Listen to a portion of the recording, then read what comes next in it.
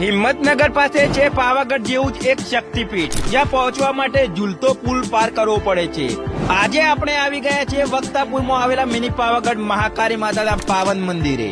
આ મંદિર હિંમતનગર થી 8 કિલોમીટરના અંતરે આવેલું છે અને અહીં પહોંચવા માટે ઝૂલતા પુલ પરથી પસાર થવું પડે છે, જે પોતે જ એક અનોખો અને રોમાંચક અનુભવ છે।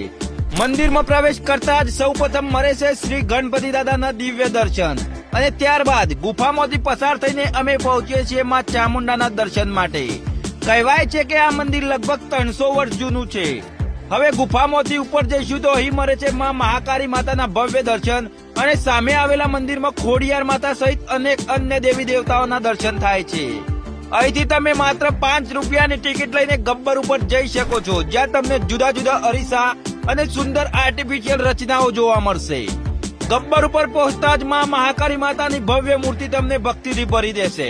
પછી ગબ્બર ઉપરથી નીચે ઉતરતા મળશે ભગવાન રામના ભક્ત શ્રી હનુમાનજીના દર્શન અને બાળકો માટે અહીં સુંદર બાલવાટિકા પણ બનાવવામાં આવી છે।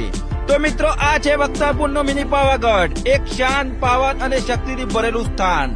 જો તમને તક મળે તો આ મંદિરે આવવાનું ભૂલતા નહીં અને આ રીલ ઓછામાં ઓછા 10 ભક્તો સુધી શેર કરજો, કારણ કે કહેવાય છે માં મહાકાળી દિલથી માંગેલી ઈચ્છા જરૂર પૂર્ણ કરે છે। તો બોલો જય હો મહાકાળી માં।